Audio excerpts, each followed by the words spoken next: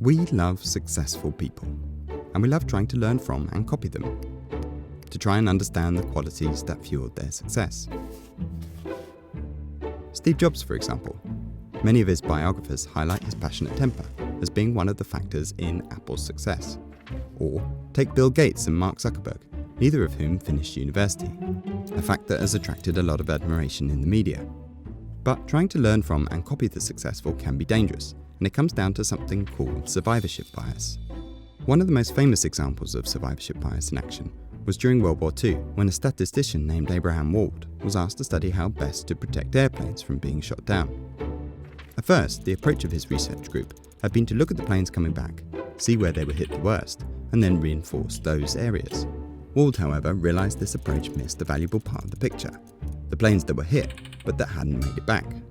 The planes they were looking at were just the survivors. The bullet holes they were looking at actually indicated the areas a plane could be hit and keep flying. These were exactly the areas that didn't need reinforcing. In other words, if you don't want to be misled by survivorship bias, you have to look at the whole picture. Survivorship bias can turn up in lots of places.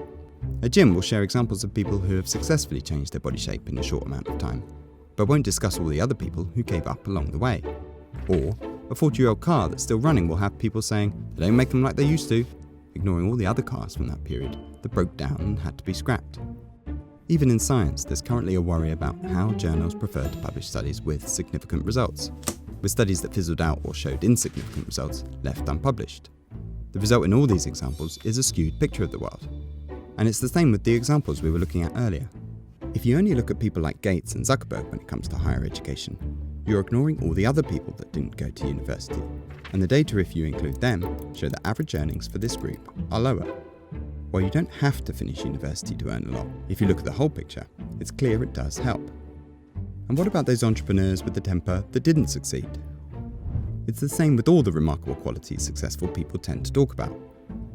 Without looking at all the others who took big risks or had the courage to ignore conventional advice, we don't know if these qualities help, or, another option, they're irrelevant, and the success of the people you're looking at is the result of other factors, or just dumb luck. In his 2012 book, Michael Mauboussin describes a man inspired by a succession of dreams to believe he'd win the Spanish lottery if he could purchase a ticket number whose last 2 digits were 48. After getting hold of such a ticket, amazingly, it turned out to be a winner. Later, when an interviewer asked why he'd picked that number, he said, "I dreamed of the number 7 for 7 straight nights, and 7 times 7 is 48. Maybe success can be helped by a temper. Maybe a lack of higher education can give you an advantage.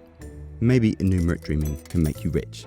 But until you consider the whole picture, you might want to think twice before trying to learn from the successful.